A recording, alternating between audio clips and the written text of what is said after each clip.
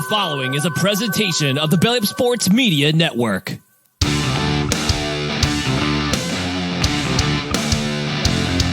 1420 Sports Bar Podcast, for beer with sports talk and a whole lot more. Join host Brent Radlinsky as he bellies up to the bar and gets the conversations going that'll make you think you're sitting in your local watering hole. It's sports, beer, and shenanigans, so sit back, grab a few beers, and let's get into it. Hey, 1420 Sports Bar Podcast, for beer with sports talk and a whole lot more on this Saturday morning, September 28, 2024. Today's show, as always, brought to you by SeatGeek.com, the SeatGeek app. Use promo code 1420pod at SeatGeek.com today and save yourself $20 on your first purchase.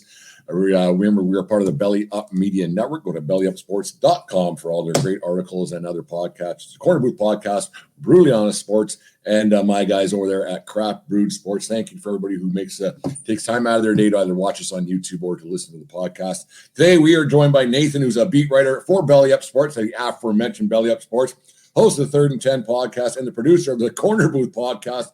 But most of all, this week, I am sure probably a disheartened Oakland A's fans like so many others. Nathan, I'd ask you how you doing, but I think I kind of know how you're doing. Yeah, I'm doing good in terms of outside of sports, but in terms of the Oakland Athletics, Brent, I hate to say it, but it's been kind of heartbreaking this past week. You know, we knew all season long that the A's were leaving, but, you know, it didn't really hit as things usually do, right? When something unfortunate happens, it isn't hit until you're like, for example, at the funeral, right? That's when the emotions start to come out. Same thing with the Oakland Athletics. When they played their last home game at the Coliseum a couple of days ago, that's when it's like, okay, the emotions started to come out, sadness flowing throughout all of us across the MLB world. Yeah, it's been tough. You know, it's just I've been kind of comparing it, Nathan, to like the reverse breakup of your first girlfriend when you break up with your first girlfriend, or she breaks up with you, I guess is one way of putting it. You're really sad, and then you get mad, and then it's over, right? And then okay, well, you move on to your next girlfriend, whatever it is. But this one was the other way around. I think people were mad that the A's were leaving. There's nothing you could do about it, and then now you're sad. Like it's gone. They're done. Like as of tomorrow, there's no more Oakland A's. I mean, they'll up for being in your heart. And the thing is there's no chance of reconciliation. Well, we'll get that at the end of the show, but there's no real chance of reconciliation. Like they're just gone, and they're a far away place, and then that's it. And then it's you lost your team, and they're not coming back, and it's hard to fathom. Like there's people who won't be going to a game ever again at that place. There's families who've got people who met their wives there. People who took you told me last year on the show that you'd go with your family to the games, and that's gone now. I hate to keep bringing up these memories, but it's just the facts of the matter that it's over. It's officially over, and it's crazy. Yeah, and you mentioned fans and families taking their their loved ones to the game for the last time on Thursday, which is the last game at the Coliseum. You know, some of those brought, the little ones, and that was probably their first, but also their last. And that's unfortunate because, you want to make a happy memory, when you go to your first game, but it's just, this is all avoidable, Brent. It is.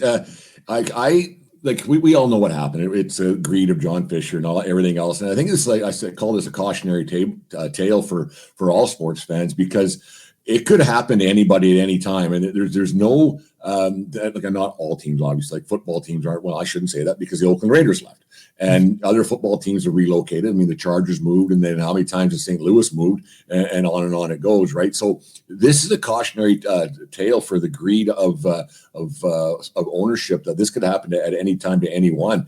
And it's not that the A's fans didn't support their team. I mean, obviously there was days when the attendance was lackluster, but you can't really blame people for not going to games. And with the ownership group, the way they were in Oakland, basically forcing the team to lose, it's like a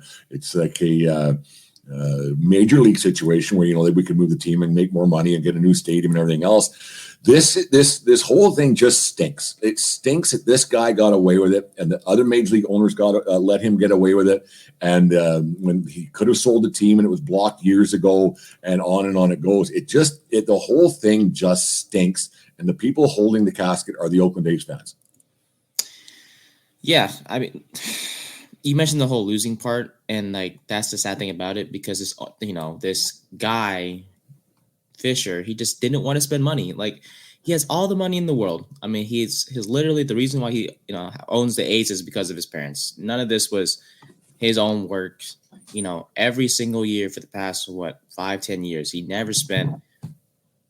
He was always like below average. And that's even an understatement. Below average in payroll. Like he just didn't spend money to get good players. He let Marcus Semien, Josh Donaldson, Sonny Gray, guys like that walk or get traded for prospects. And it's great to get young guys, but there's a point in time where you just gotta go all in, get a superstar. And there were plenty of opportunities or just re-sign your own guys. And that's just it. Like I will never understand it. It was just basically to force the team to make him, or force the league to allow him to be able to move for greener pastures. Because there was deals on the plate for the Oakland City Council in California and everything to get new buildings in Oakland. But this guy just dug his heels and said, "We're moving. I don't care what goes on here." And you mentioned guys like Semien and Sonny Gray and Donaldson, and those are just like the recent past. But you go back to like the early 2000s when you had it's probably before your time, maybe, Nathan, but like with Giambis and Chavez and those guys in the Moneyball era and all those guys that were just told to go, and Barry Zito and on it goes with those guys. Like this has been happening for a long time in Oakland, and I've always been against trading really good players for prospects, because a prospect's just a body. You don't know what you're getting. When you already got stars and talent, you keep them. And because winning, I've said it before and I say it again, winning's hard in any sport. And if you have a chance, you got to take it, and you have to give yourself a chance to take it and to go out and grab another guy and keep going. That's all they had to do. The A's have not been a horrible franchise by any means in their long, illustrious 57-year history. They have a lot of World Series. They've got a lot of championships. They've got a lot of playoff runs. They've done a lot. And for the ownership group to be allowed to do what they do, it's an absolute crime. And I don't understand, because it's a cautionary tale, because you look at how bad the Chicago White Sox are, 121st loss, I think it was last night. They're going to set a new record. They're going to lose today and tomorrow. Half the team probably isn't even going to show up. But the thing is that they've already said that their ownership is going to lower payroll a little bit more. Are they trying to do the exact same thing and force their way out of Chicago because attendance is low and on it goes? Because these owners, they don't care. They'll move somewhere else no matter what. Yeah, and that's the thing, because back to Fisher, Oakland gave him plenty of chances. I think there was a deal set. The mayor of Oakland, Mrs. Tao, she was working hard to try to get something going for the city, and there was an offer on the table. They had a plan in place, but like you just mentioned, Brent, Fisher was like, "I don't care. I still want to go to Vegas. You guys can't stop me. Sure, there can be a deal on the table, but I don't want to be here." And he doesn't understand that moving to Vegas isn't gonna help his cause. Like, just because the Raiders have moved to Vegas from a football standpoint, it's not gonna do him any favors. He acts like there's gonna be more fans going to support the A's now. There's not. And the fact that this Vegas move isn't gonna happen for like 3 years, as you know, Brent. Yeah. They're going to Sacramento for 3 years to a AAA park. I think there's the River Cats, I think. Yeah, the River Cats. Well, it's a major downgrade. I think that the max that can be at a game is like 14,000. You know how sad you go from a Coliseum that just filled up with 46,000 people, and you want to just give that all away for the next 3 years to be at a stadium to be at a stadium for 3 years, which can only max up to 12,000 people or something like that. Well, where's the benefit? Why? What does he see? It's just a bunch of, I hate to say it, stupidity.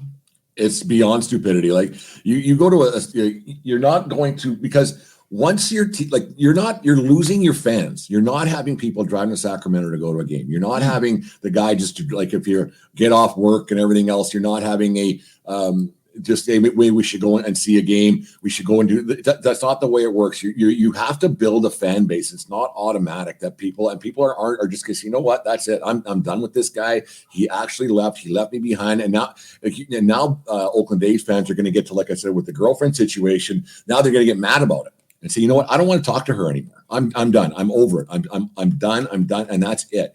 They're not going to follow. They're not going to have that fan base, because when Montreal, when Montreal left back in '97, I think it was, they had that great run in '94. In '97 they're done. I'd be hard pressed to name you, because I'm up in Canada. I'm nowhere in Montreal, but with another thing. But you'd be hard pressed to say there's a Washington Nationals fan who's a Montreal Expos fan.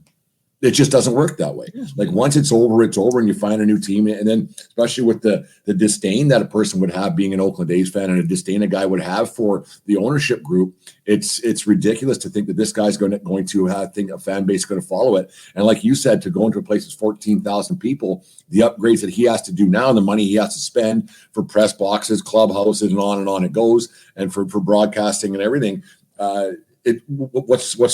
Where's the logic here, and what's his big end? Because then you think, well, he's going to Vegas, which isn't a signed, sealed, delivered deal yet. Exactly. It's not a deal yet, because he wants Vegas and Nevada to pay for it. And they're like, no. This isn't how this works in Nevada and Las Vegas. We have, you want to be a big fish and you want to come and join us, it's going to cost you money. Mm-hmm. We don't cater to anybody here. You're going to pay for this. If you want to be one of us, if you want to part of the big dogs, you got to stay in the porch. It's ridiculous that the way that all turned out.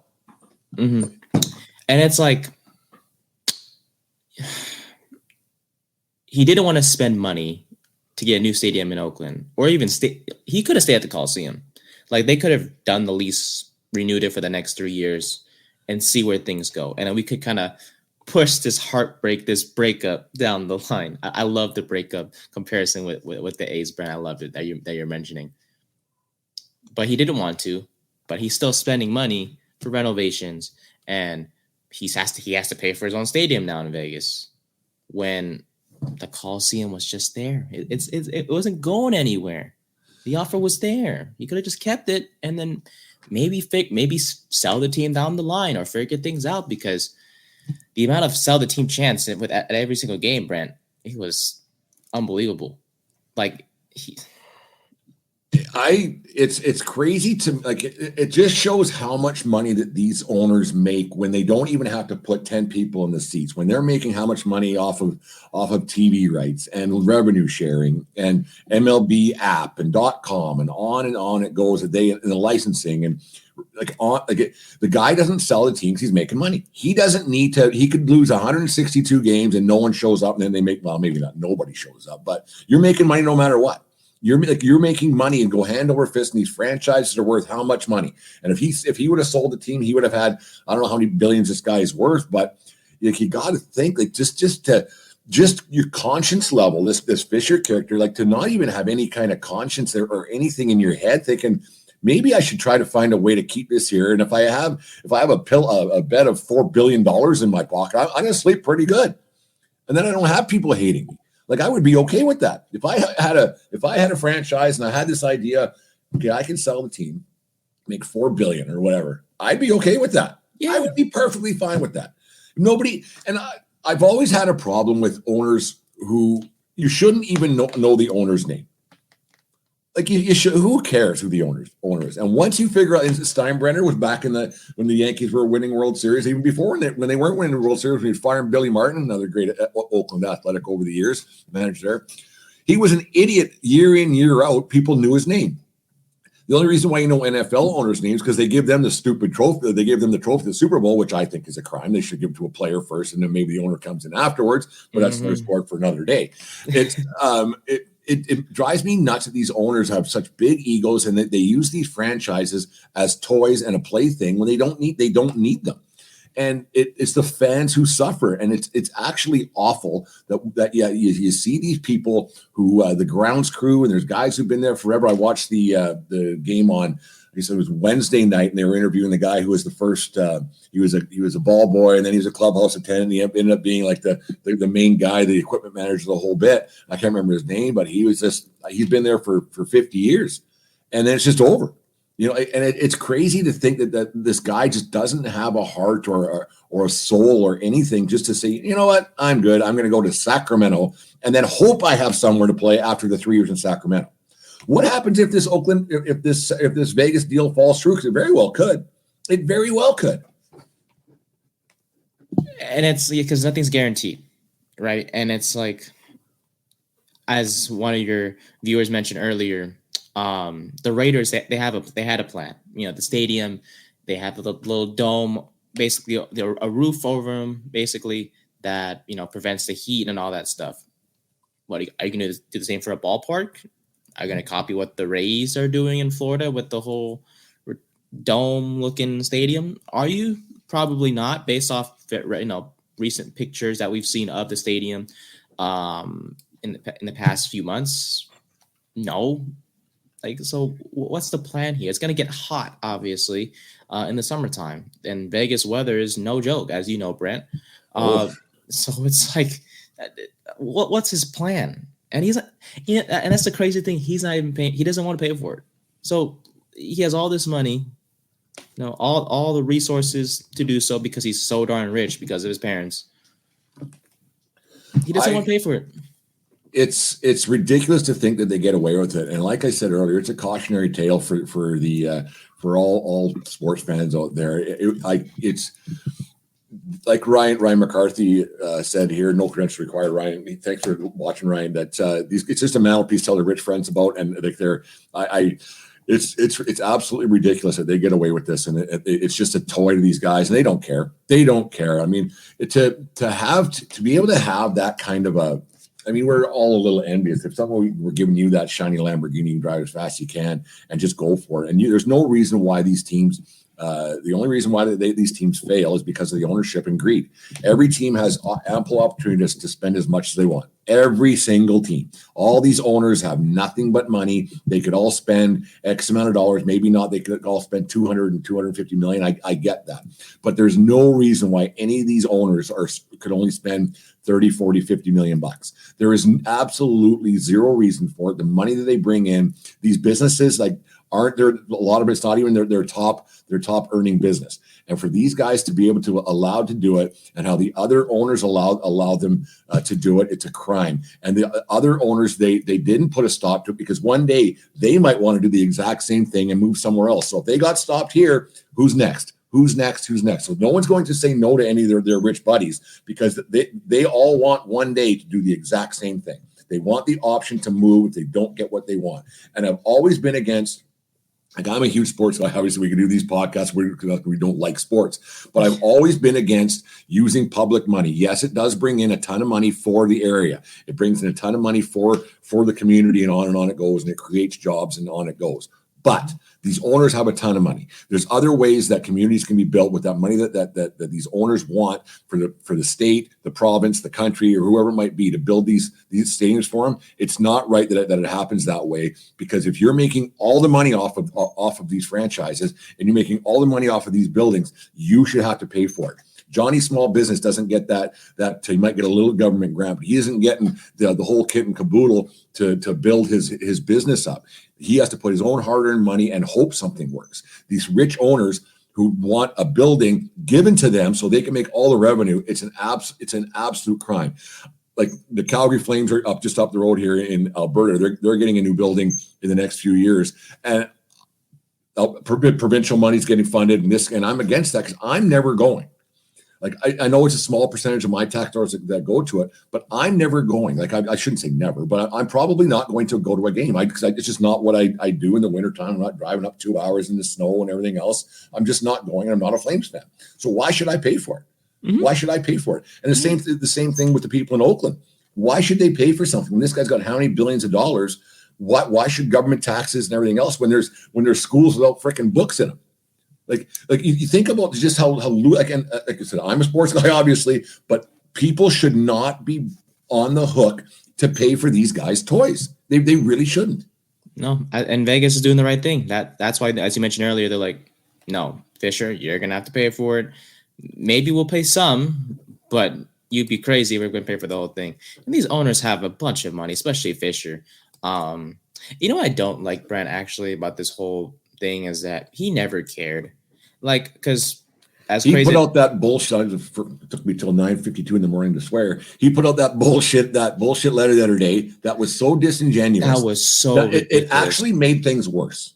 Yeah, like if he didn't say anything at all, like he's pretty much done all year, that would have been fine. But no, to save his image, he wants to say, release a letter to everybody. I got an email about it, as all A's fans and MLB fans that got in their email.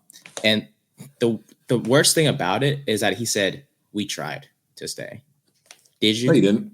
Did you really? We had so many offers in Oakland, San Jose, near San Jose area to be exact.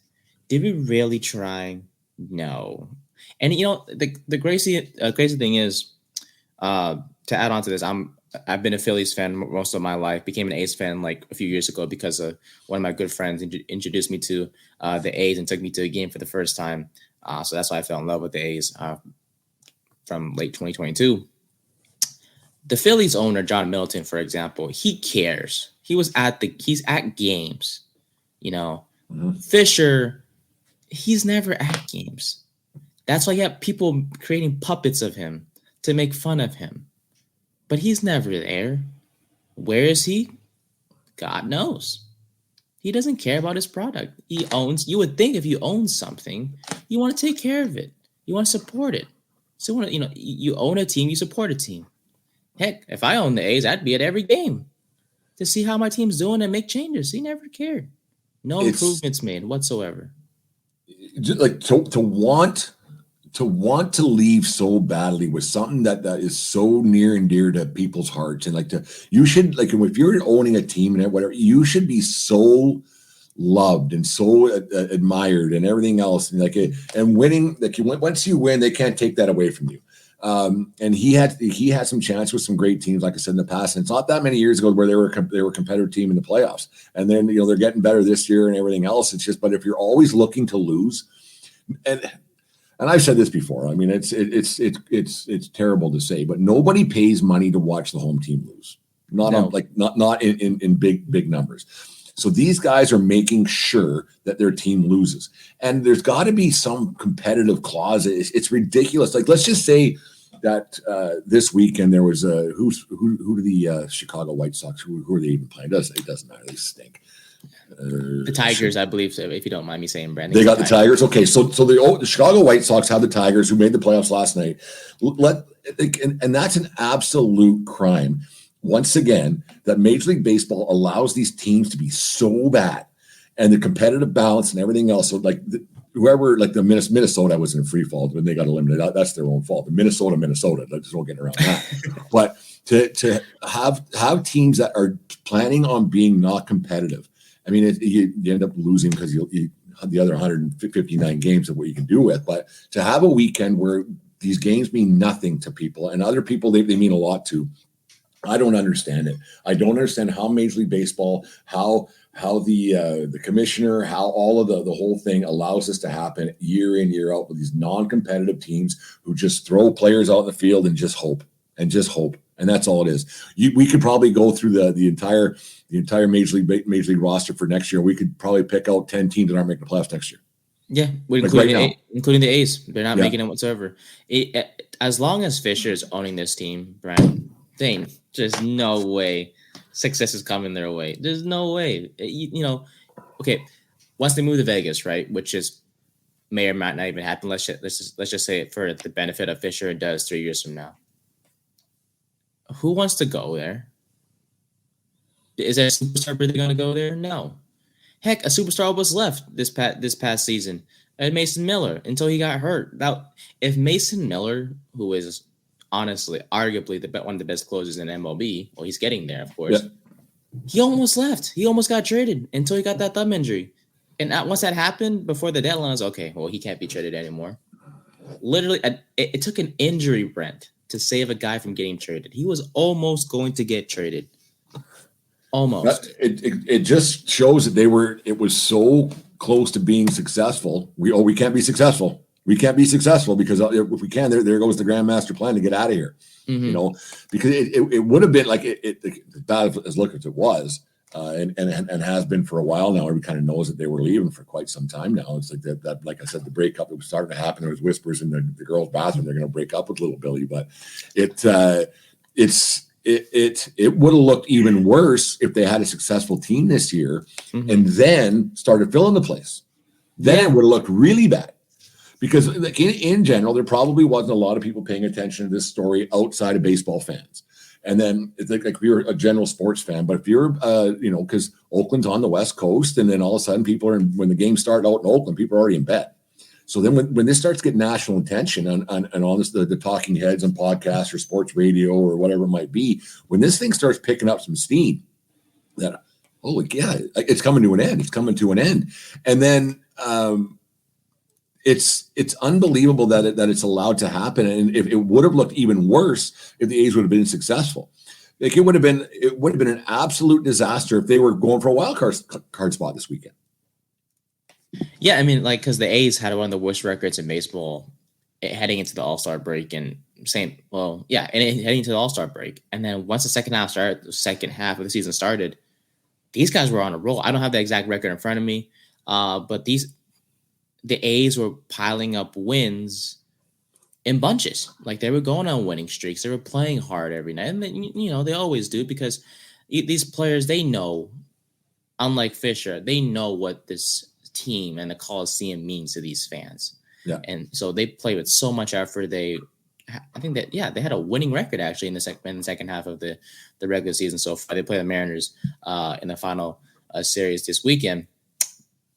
But these players cared, Brent. I mean, as much as Fisher tried to ruin this team and be as uncompetitive as could be, guys like Brent Rooker, Lawrence Butler, Mason Miller when healthy, guys like that, they put the team on their back, and they've done an outstanding job keeping this team afloat, winning games. And obviously that last win against the Rangers on the last day of being at the Coliseum, that was that had to happen. If they lost that game, it would probably make things more sad than anything, because you never want to leave your last game at a stadium like the Coliseum with a loss. But thankfully the A's won. But it was just, it was a funeral that day. As much as we don't want to admit it, it was a funeral. Friends of the Back It Up Binge podcast, stop for those who are listening on the podcast forum. Stop going to games, get rid of revenue sharing, let teams go out of business, less teams, better competition. The owners will be forced to put a good product on the field to attract fans. Yeah, I can't disagree with that one bit. If these guys keep making money when they don't, like I said, they can go 162. They're still getting money from all the other things, revenue sharing that there is around Major League Baseball, and these guys can just come and go as they please, and it's not right. It's not right, and other fan bases better be very aware that it could happen to them very, very easily. You just think we talk about how the NFL is king. We talk about all the time that they can do no wrong, that they can put out whatever and people watch. It doesn't matter. Teams are terrible. There's been a few good games. I haven't been still baseball season there, Nathan. Yes. I don't really get going with the NFL stuff until baseball season's over. Mm-hmm. But there's a lot of bad football teams out there, and if the second that attendance starts dropping, look out, because there's other owners with deep pockets in other cities that'll want that money, because there's a lot of money to be made in the NFL, and these guys don't care. These owners do not care. They want that to get that trophy presentation, like I said before. They want to be on CBS or NBC or wherever it is right after the Super Bowl's awarded. That owner's right there, and they're the cock of the walk, and it's actually disgusting the way that happens. But it's one thing that we'll talk a little bit about. Like Major League Baseball is known for a while that this is going to be the Oakland A's last season. Yeah, it wasn't a surprise going into this year at all, right? It's just one of those things. Why the hell couldn't they have adjusted the schedule so this weekend was the last weekend, not like the last games, the whole bit? Have it like, why does Major League Baseball continue to trip over themselves, promoting their game, promoting their teams, promoting their fans, and getting like this weekend should have been Friday, Saturday, Sunday, Oakland at Seattle, or Seattle at Oakland, sorry. Yes, correct. Yeah, and let's be honest. MLB isn't the most perfect league in the world. I mean, not to go off topic. Well, to go off topic just for a second, the Braves Met series, right? That game is affected by the hurricane, so they have to play doubleheader on Monday. But why That's is that a factor? wreck waiting to happen. Then fly back across the country to San Diego to play them. Yeah. So it's like, Rob Manfred continues to disappoint us. And does he care about the whole Oakland thing? Of course not. It's like he's like, oh yeah, let him play in Seattle and call it a season. Basically, we had to face our worst fear on a weekday, Tuesday, Wednesday, and Thursday. Tuesday, Wednesday, Thursday. Yeah. In terms of the A's last years at the Coliseum.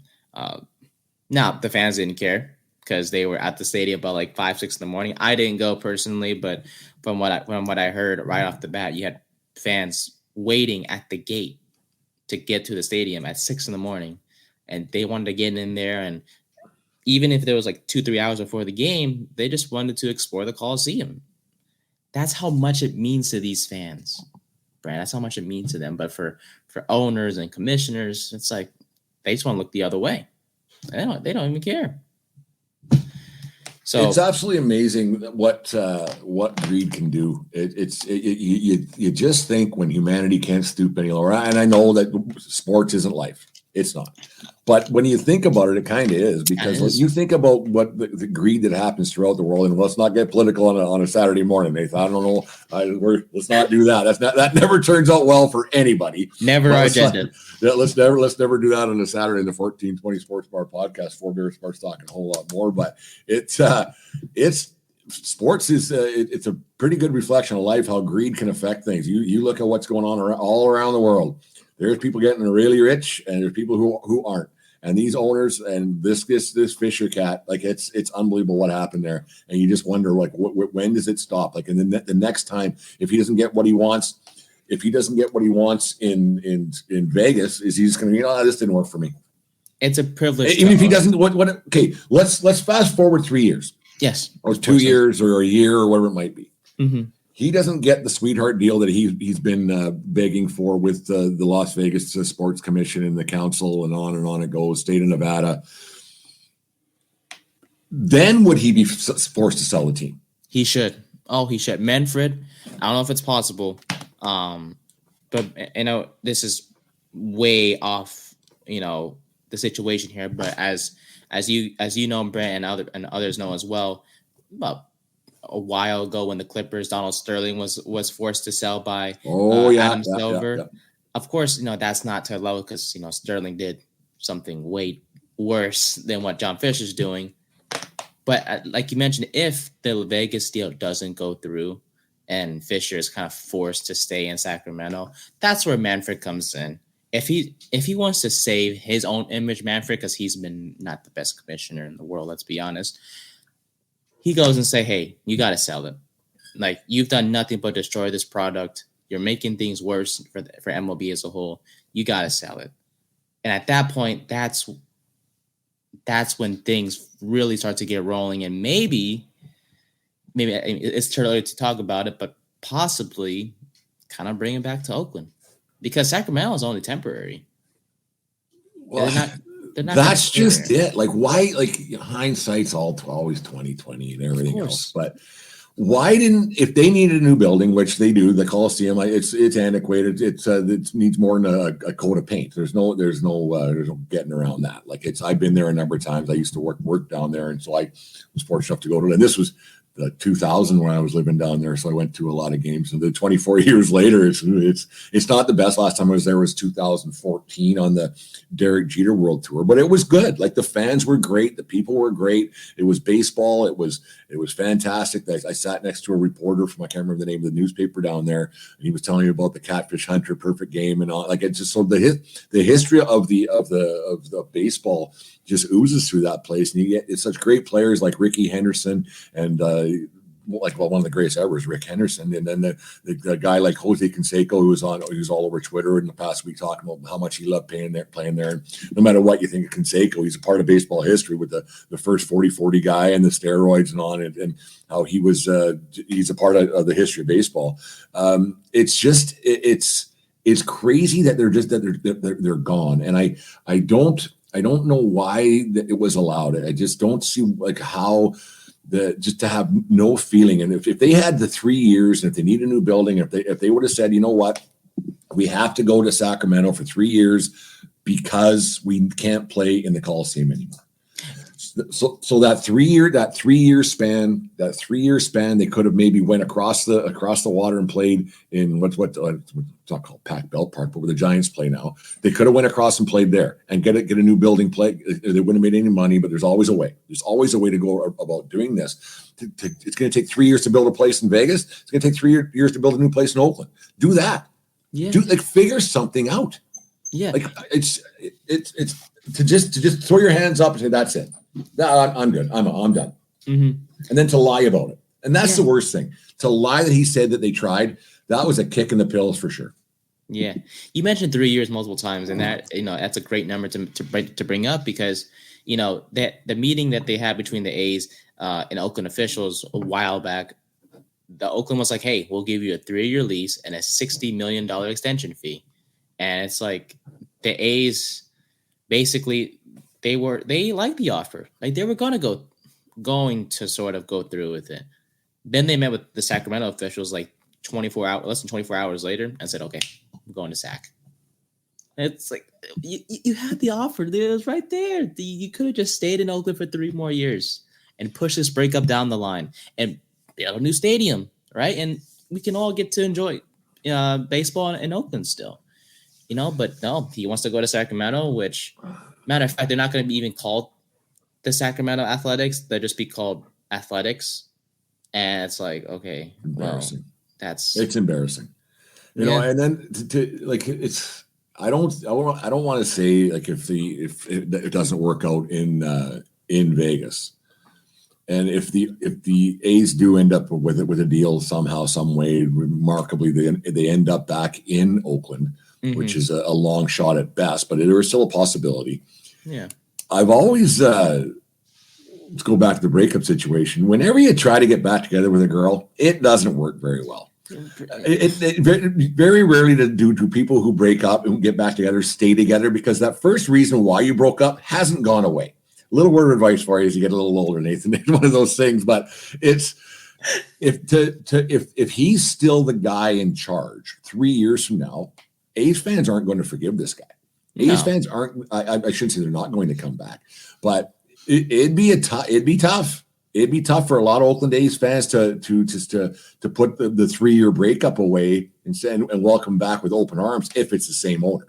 And I think it would be a real ballsy move of this Fisher guy, but I can't put nothing past this guy to make a comeback and say, you know what? I was just kidding. I didn't mean it. It's to even have that on the table that people mm-hmm. are even talking about it is a bit of a mystery. Like, oh, I'll get back together with her. No, you're not. No, you're not. Of course not.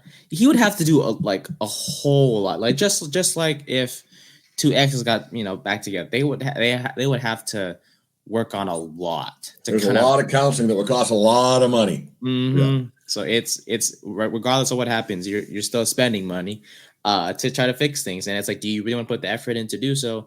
That's why, exes usually don't get back together and figure things out. That's why you move on to something new. And that's the thing. If for some way, somehow Fisher, or the A's stay in Oakland and Fisher's still the owner, it's like, yeah, I'm sorry. It's not sorry. Is it just because you hypothetically brought the team back and you're saying sorry? These fans, and especially the employees that were laid off starting on Thursday with no severance, by the way, are they going to forgive him? Not even close. You can give them their job back, but two things. Do they want it back? And will they forgive you for doing so? And the fans, too. They cried their heart outs on Thursday. They'll always have a horrible, sad memory whenever they think of Thursday, September 26th, because some guy didn't want to keep a team in Oakland. That's all it comes down to. He just had a big case of, I don't want us. He threw a temper tantrum and he got his way. And it's an absolute shame. Let's take a little break here. We'll come back we'll talk a little bit about how you move on from an ex and what you move on to. Here we go. The 1420 Sports Bar podcast, for beer sports talk and a whole lot more. This segment brought to you by SeatGeek.com, the SeatGeek app. Use promo code 1420pod at SeatGeek.com today. SeatGeek presents Boomstick Lady. SeatGeek helps her find the perfect seat so she can sit where her boomsticks make the biggest boom. Oh, okay. SeatGeek handles the tickets so fans can fan. The 1420 Sports Bar podcast, for beer, sports talk, and a whole lot more. This segment is brought to you by Righteous Felon Jerky. Go to righteousfelon.com for the best in craft beef jerky in the land, and use promo code BELLYUP to save yourself. I think it's 15% over there at Righteous Felon Jerky. It's good stuff. I really quite enjoy that Righteous Felon Jerky. Lots of guys that are down in the States, they bring it up for me here in Canada. So it's very greatly appreciated. Nathan, your team, you said you're also a Philadelphia Phillies fan. Your Oakland days are done. It's too bad they couldn't find a way to sneak in the playoffs. But now that the A's are done, you gotta move on to a shiny new toy. How do you, when you're a fan of a team, you can't just turn it on and turn it off. At least you shouldn't. I got nothing wrong with bandwagon jumpers. I really don't, because the more people who get involved watching something, it's a lot more fun. And I get it. And you can always tell who it is because they got brand new hats and shirts and jerseys and things. You can tell who those guys are, and then they disappear until the playoffs start next year. But it doesn't bother me. But to pretend that you're a fan, then you're not a fan, and to break up with your team, breaking up with your team is probably harder than breaking up with a girl.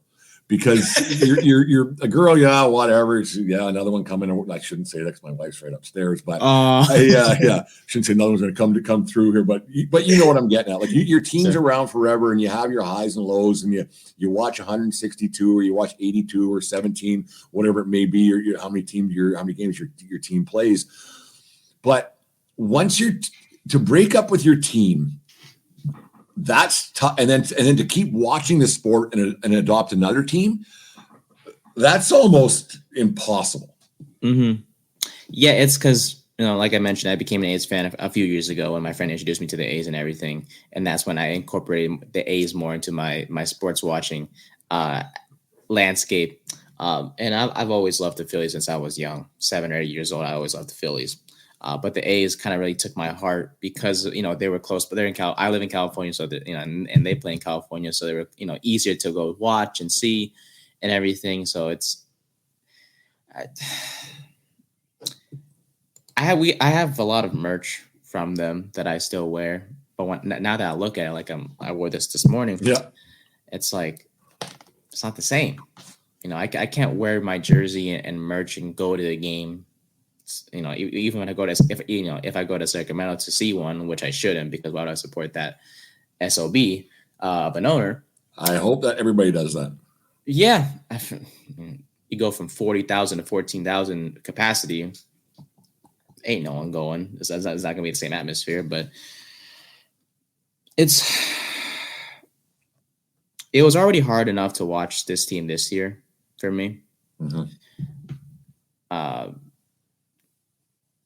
Yeah, it's going to be hard to let go. It's going to be hard to say, oh yeah, let's go, let's not watch the A's. It's going to have to be done. So that way I don't support that owner or support their TV deal, whatever the case may be. But it's you don't just, it's not just goodbye. Like once the season ends, it's not like, okay, bye A's, see you next time or whatever, blah blah blah. I'm not gonna wear this merch anymore. It's like it's still gonna be sad every time the A's are brought up or the Oakland Athletics are brought up entirely. It's just it's easier said than done, obviously, right? To say right off like a Band-Aid when you break up with a girl, you're just gonna move on, or the girl moves on to different pastures, and it's easy to say, yeah, I'll get over it, but it's gonna sting for a long time, and to not wanna to take a peek around the corner and see if she's still there. take a, have her phone number on your phone, and are you up at 2 a.m. or whatever it might be. You know what I mean? You know exactly what I'm talking about, Nathan. Yeah, 100%. You can't BS a BSer, so that's one of those things. But I think the only thing that can actually give this guy his right, his due, I guess, is for people to actually not go into Sacramento, to not go to games. Like there'll be some looky-loos for sure. The first year of a major league team in Sacramento, it's kind of neat, the shiny new toy and stuff. But for A's fans, I hope they don't make the trek up. I hope that they don't jump in their cars on a weekend and give this guy any money. He obviously doesn't need the money, because if he's more than willing to go to a 14,000 seat building compared to a 47,000 seat building, which wasn't always full. Let's not pretend it was, but he's not, if he's thinking he's going to get 4,000 a night and he can still make money, I think the best bet would for no, like literally, like do instead of the reverse boycott, like A's fans did last year and this year a couple of times, like actually don't go. Like don't dial that girl's phone number. Don't look around the corner to see if she's still there. Don't do the quasi stalking of the girl. Like if you break up with somebody, just be done with it. And that's what A's fans need to do. It's going to be a really tough thing to do, because you're going to be inquisitive, and you're still the same players in a different spot, because everybody watches more games on TV than they go to. So like there's really no excuse to not watch them anymore. And it's just it's going to be tough. But the only way that guys like this are going to get their just due is for people to actually say, you know what, screw you, I'm done, I'm out, I want nothing to do with you. And that's like the tough thing to do when you're breaking up with a girlfriend or a team. Like breaking up, I couldn't imagine breaking up with the Yankees. Like I just couldn't imagine. Like they piss me off year in, year out. I get upset, I throw things at the TV, but you know what I mean. Like you get mad, and then when the game's over, you go, well, we'll try again tomorrow. And that's one of the greatest things about baseball is you always have tomorrow. And then some teams don't as of Sunday afternoon, but in baseball, the season's so long, you always have to have tomorrow to try to win another one. And that's what this Fisher guy doesn't understand. He took tomorrow away. He took tomorrow away from a lot of fans who've been around for a long time, generations of, like, you watched it tonight in that game on Thursday when they were interviewing Ricky Henderson. Did you see him? I'm too sad to be rich. Yeah, I'm too rich to be sad. Ricky's funny, but he's a different cat. That's one of the goats, Brent. One of the goats. He's actually the goat. Like he's the man. But like he took this away from generations of people, and I think it's going to be that stage of the breakup now where you do get pissed off. The sadness when it's all said and done. You always have your YouTube videos, you always have your merchandise and stuff, but it's gone, and it's time for people to be pissed off and just boycott this asshole. That's my opinion on it. It's because these guys will never get it. If he didn't get it in the last 4 or 5 years of negotiations with the city, he's never going to get it. He'll never understand what it meant to be a fan, and that's tough. And I don't understand why you would own a franchise if you weren't a fan of the sport and didn't have a feel for how it all works. Because being a fan and being passionate about something, when your team's got a chance to win a World Series, there's no better feeling. And there's going to be 16 teams, whatever it is, going into Tuesday afternoon who have a shot. And this guy took that shot away from Oakland fans for years to come, and it's unforgivable in my opinion. Mm-hmm. Because here's the thing: it's like, let's not act like this is the only team Fisher owns. To go from baseball to soccer, just real quick, Fisher's, I believe, part owner of the San Jose Earthquakes, and you guessed it, they are in last place because he owns it and doesn't want to bring talent into that team. So it's like, and you made a great example about the Yankees, Brent, and how no matter what happens, you're still gonna love them. It's gonna be hard for you to break up with them ever, like, and you never will. I feel the same way about my New York Giants. They were my first team I ever watched my entire life, Brent. First team ever. Yes, they pissed me off every Sunday. Special. No, in this instance, this past Thursday too, but ridiculous. Don't let me get into that. But it's like, no matter what, the very next week, I'm like, I still love this team. I'll never hate them. I'll never move on. No matter how bad they are, I'm still gonna love them, because at least the owner cares about the product, and he wants, I guess he does want to win, just with he doesn't believe in, well, he believes in the wrong person to help lead the way. Daniel Jones. Anyways, but that's the thing. Yeah. But it's way different from the John Fisher situation, and that's like, okay, not only do I not care about this team, but I don't want to make any improvements. Improvements could have been made so easily, so easily, and he tried to cover it up this season by signing guys or acquiring or trading guys or trading for guys in the offseason before the season started this year. But really, Alex Wood and Ross Stripling are your best free agents. Bacon strips, yeah. Okay, I see what we're doing here. You want to act like we're making moves and bring in veteran guys to help win games.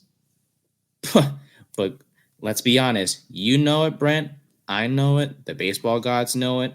Those two guys being your best free agents acquisitions, we're not going to get anything done. And statistically, they're the two of the worst pitchers in Major League Baseball this year.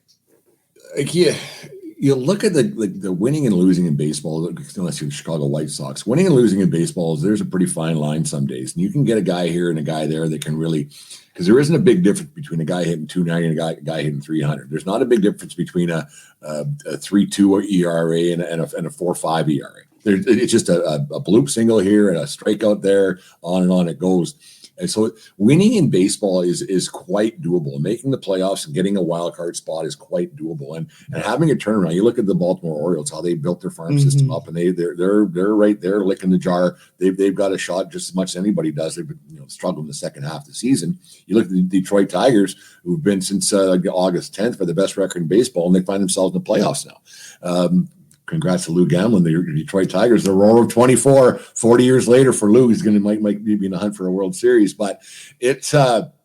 You have a shot to turn your team around, and you draft a guy and you develop, and you get a guy in the minors, and because every pitcher throws 100 miles an hour now. There's not a big difference between a pitcher A to pitcher B on every team. It's there. You do have a shot to win, but when you don't want to win, you don't want to win. And it's a shame that this guy's allowed, like I said earlier, this guy's allowed to make money off something he doesn't want to succeed. And it's insane to me that this is allowed to happen. But like I said, the other owners let it happen because they want to do it too. The second something doesn't go right for them, they'll be the first ones out the door and they'll do the exact same thing. Every single one of them. I mean, like there's ties obviously to your franchises, but you look at teams that want to win, like the Dodgers, who the Magic Johnson group, he's a very minority owner, but he's the figurehead of it. But you look at what the Dodgers done when they took over from McCourt, I think it was. They said, we're going to change the way this team's run. The Dodgers haven't done anything. They won that World Series in 2020, the COVID one, but since 88. And they're a major franchise. And they said, you know what? We're going to improve Dodger Stadium. We're not moving. We're going to spend billions of dollars fixing this thing. And they're full every night, and they're competitive. They just won 11 of 12 Western Division championships, National League West. But you know what? Their ownership group believed in it. And their ownership group, and it's crazy. You spend money, you make money. What a weird concept. It's one of the simplest things in business. You'll never save money saving money. You just won't. Like, it just doesn't work that way when it comes to business. You got to spend. And these teams that, like the Dodgers, they spend every year. They haven't been like completely successful, but you look, they renovated Dodger Stadium and it's beautiful. And you wouldn't know that it's 60 years old or whatever it is when you go there. Some parts, but yes, but most in general, it's beautiful.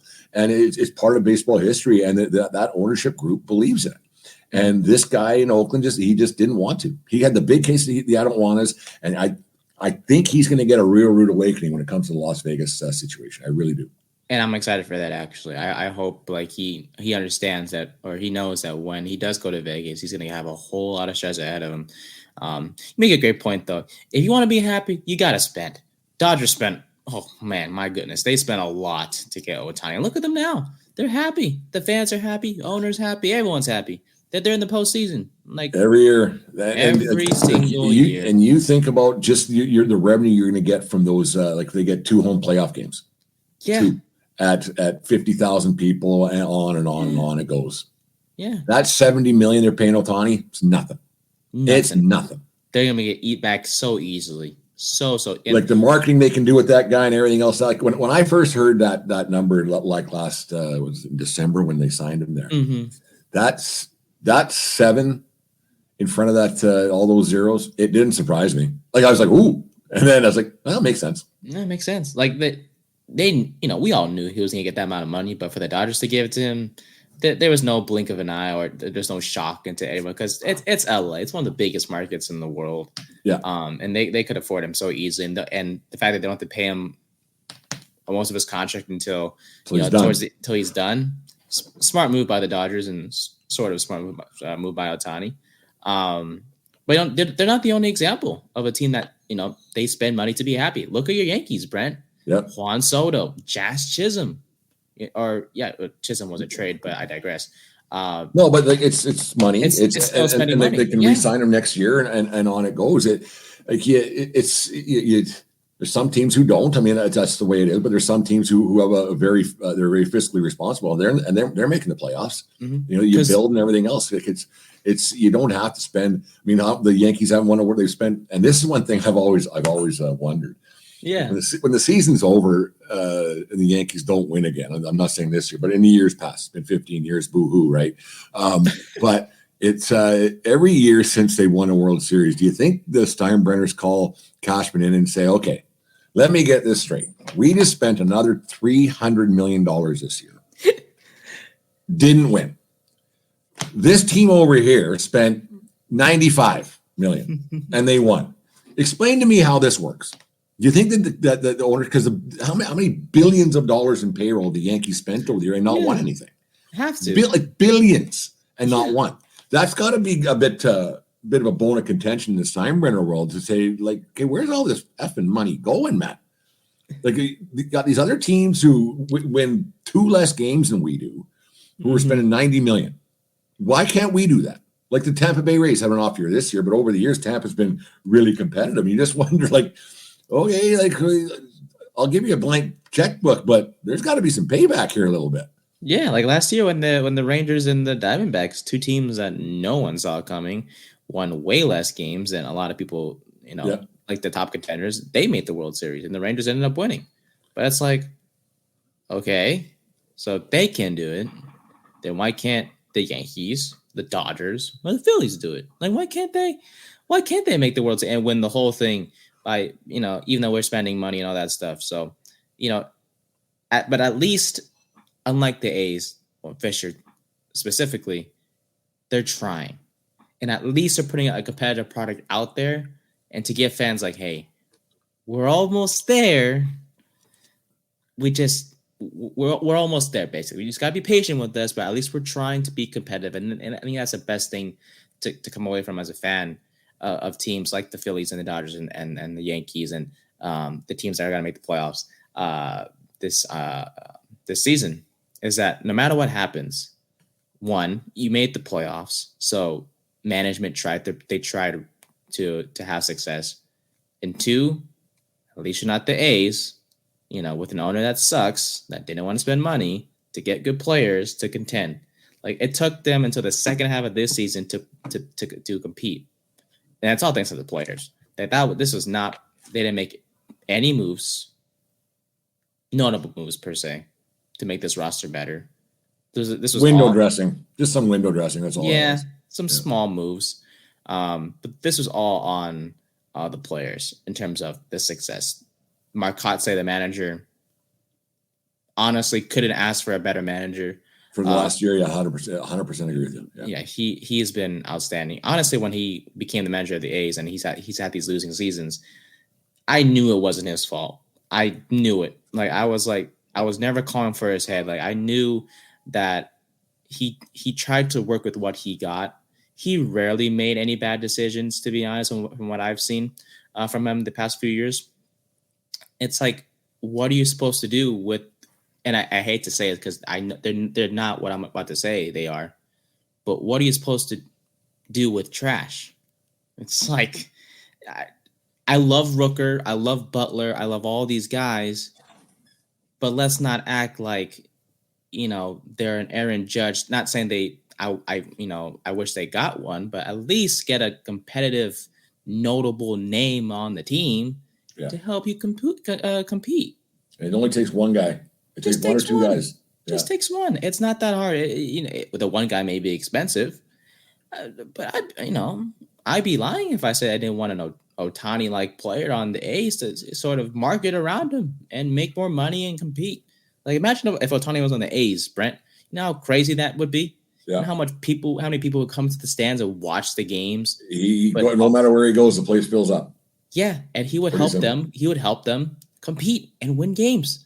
Look what he's doing with the Dodgers. They didn't need Ohtani. They already had the shiny names and Betts and Freeman. Ohtani was just like, come on board, and we're LA. But the business model, watch this. Watch what we can do with a newer, shinier toy.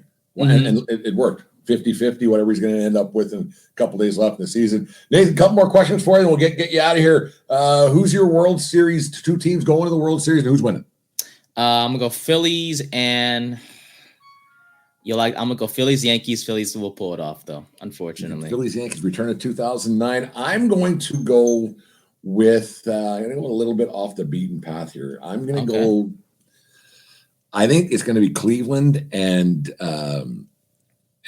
Detroit in the ALCS. Cleveland winning because of their bullpen. Cleveland, Philadelphia in the World Series, and the Philadelphia Phillies continue the Cleveland Guardians / Indians heartbreak over 100 and some years of the World Series. That's what I got going on. That's harsh. Cleveland's got is something else.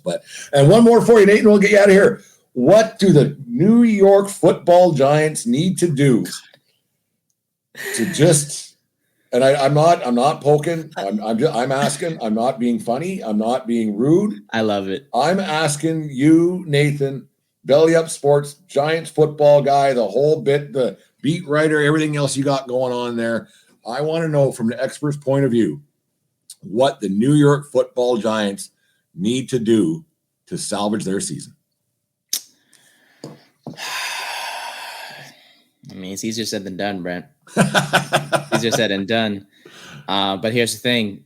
Even though this thing I'm about to say may be done, that doesn't guarantee anything because the options behind said player are not promising either. I'm talking about Daniel Jones, of course. Brent, I think regardless, this is a lost season.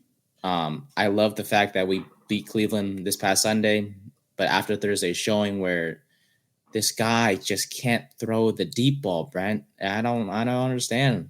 And the guys behind him, Drew Lock and Tommy DeVito, they're not promising prospects either. Are they going to trade for a quarterback? No. They might as well just wait till next year. So it will take a miracle. If anything's going to be fixed, it's just the game plan for this team. I love me some Malik Neighbors. He's been one of the best rookie receivers in the NFL this season, if not the best. But, everything's perfect around Daniel Jones. He's got a great offensive line. He's got a great wide receiver number 1 that he's never had in his career until this year. The defense has names that can get the job done if they're not forced to stay on the field for so many times a game. It's all on the quarterback. And the quarterback needs to score points, help score points. And after Thursday's showing of 15 points, which equates to 5 field goals, basically, I don't know if there is fixing this team this year.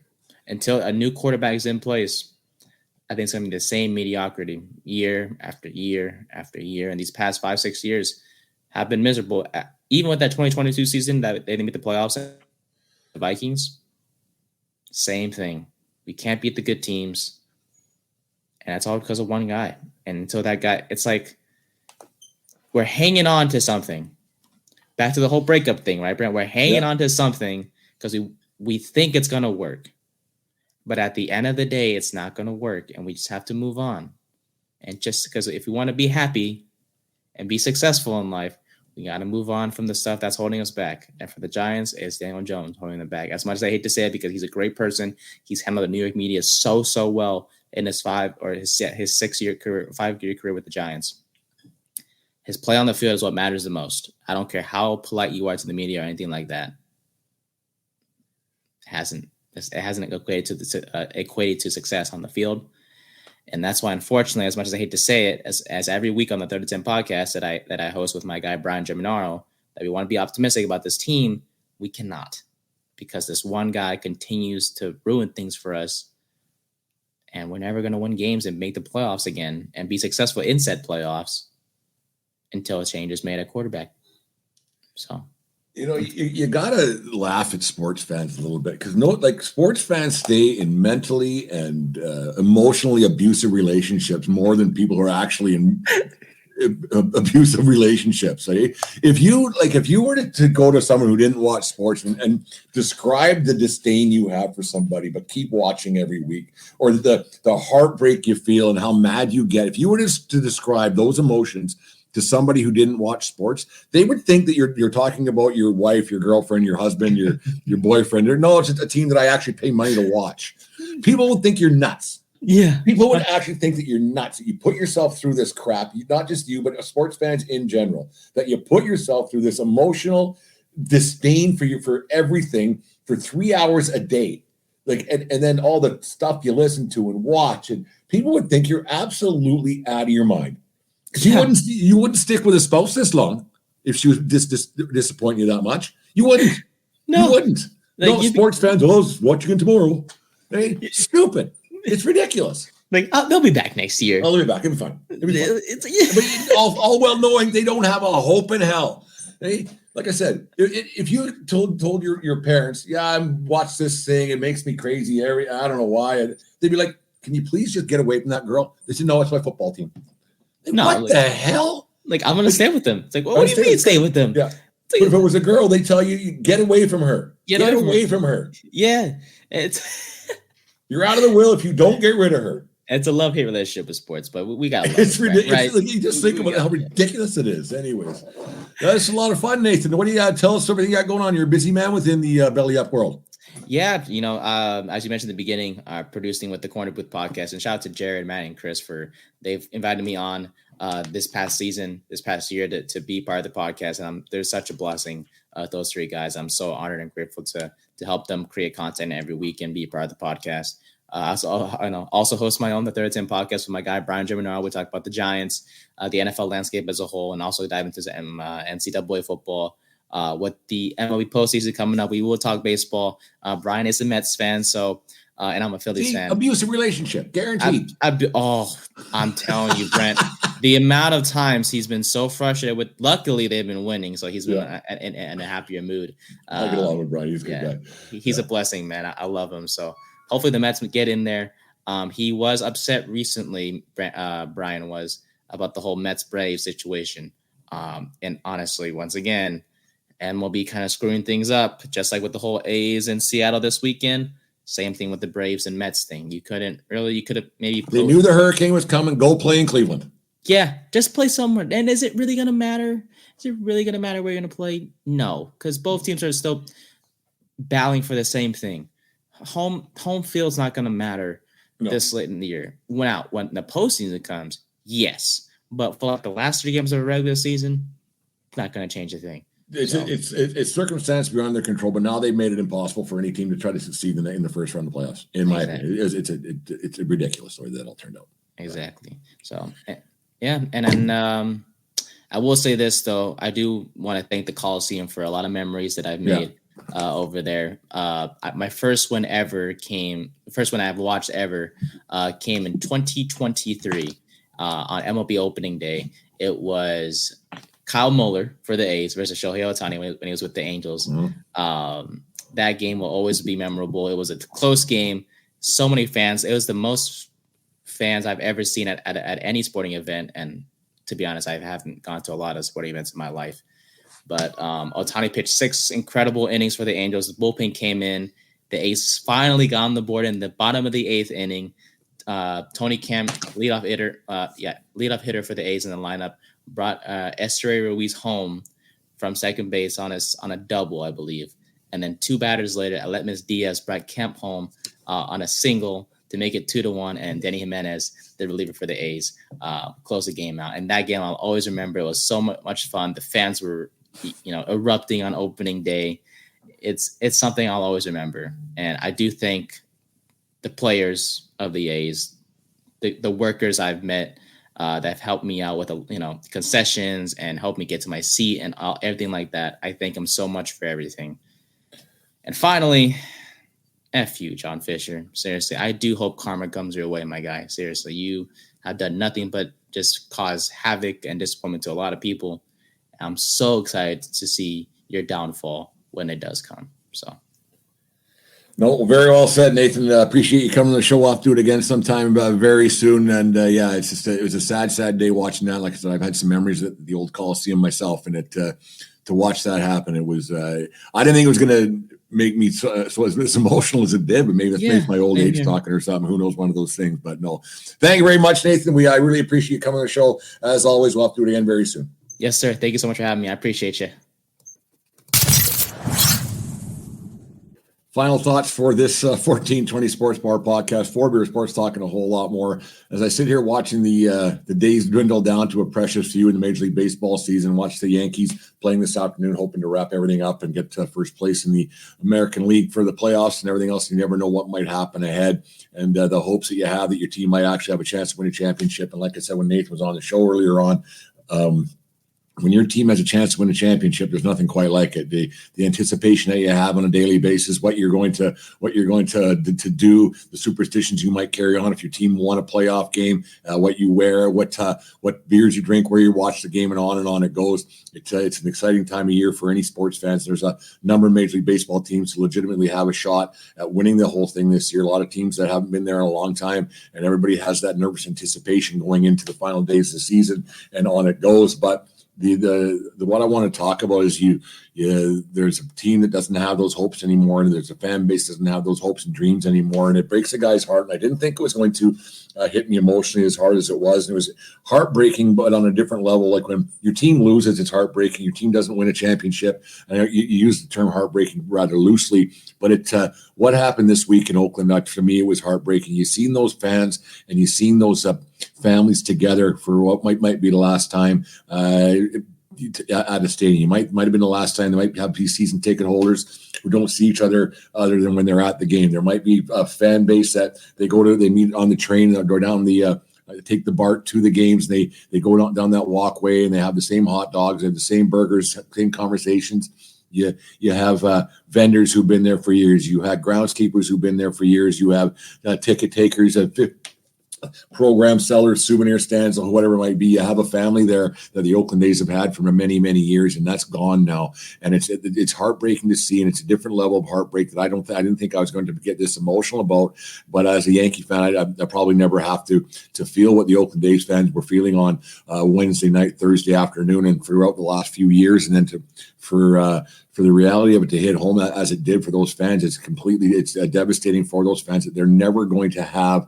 Never's a long time. I understand that they're never going to have that sense of being a fan of their team again. Yes, they'll still be on TV, but they'll never be the Oakland A's again, and they'll never be around again. And it's just a different set of circumstance when it comes to these guys. And you feel because like I said earlier on in the show with Nathan, I've been to the Oakland Coliseum a number of times. The guys beating the drums back in the Miguel Tejada days, beating the drums in the outfield, and the way they would cheer and chant their names and everything else, how it would go. And it was the same people in the stands year in, year out.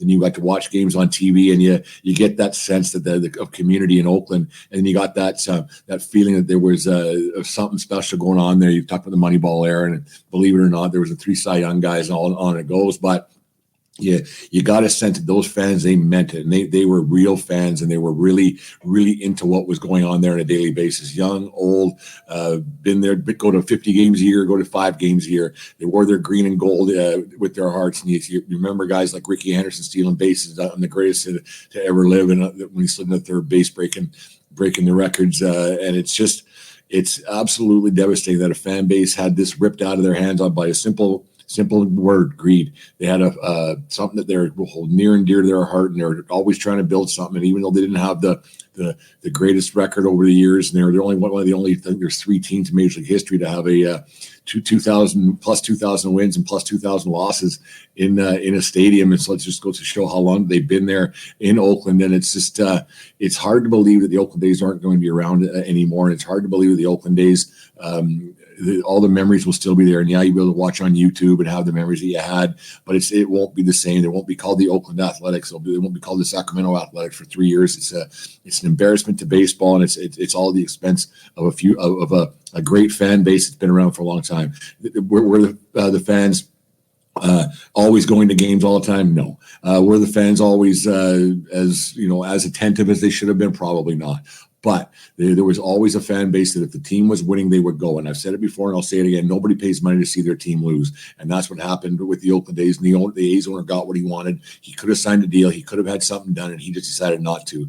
And it's heartbreaking that greed, it should be a 4-letter word, greed, instead of a 5-letter word, that greed got the best of Major League Baseball. It got the best of the ownership group. It got the best of everybody. That because if they did it to the Oakland A's were allowed to do it, then anybody else can too. And it's scary to think that how little these owners actually care about their fans. They say they care. They don't.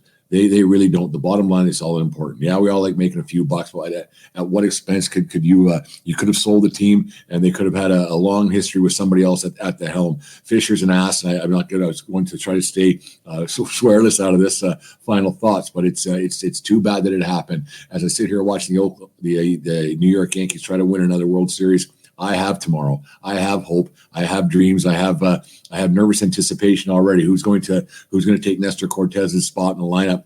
Is Judge going to get maybe to 60? He's at 58 home runs. I have to today and tomorrow, and then a playoff run hopefully on the horizon. The Oakland A's as of tomorrow are no more, and it's sad that greed was the end of a great sports franchise, and it's a franchise that I've known forever. I got a lot of friends who are Oakland A's fans.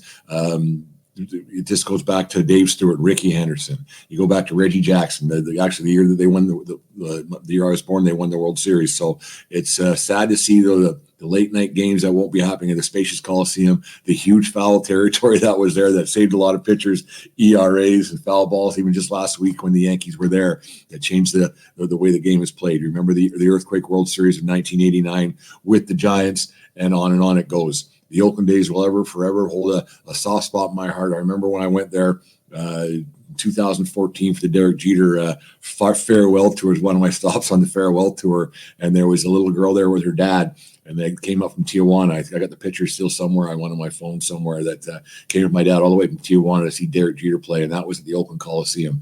So, and that's just one memory that I have. There are people that have memories there that'll last a lifetime, but there's also memories that didn't get to be shared with generations of people, whether it be what it could have been at the Coliseum or a different venue in Oakland. Hopefully somebody comes to their senses. Hopefully they bring the A's back to Oakland, bring naming rights, everything else, so it won't be the same. It's like I said with Nathan earlier on, once you break up with your girlfriend, that should be it. Getting back together, it very rarely works out. Anyways, as I've always said, it doesn't matter where you are, it's who you're with. The Oakland A's fans, they really showed that a lot, and hopefully they can find a new team to cheer for and have the same passion that they've had for all these years, because it was a special fan base. It was a special group. Anyways, there's my final thoughts for the 1420 Sports Bar podcast. 4 Beer Sports talking a whole lot more. Take care of each other. More importantly, take care of yourself. Need you around. Keep your stick on the ice. I don't want to see Jim swinging high pitches. We'll talk to you guys on Monday night. You just listened to the 1420 Sports Bar podcast. 4 Beer with Sports talking a whole lot more. We are part of the Belly Up Media Network. Let's get into it.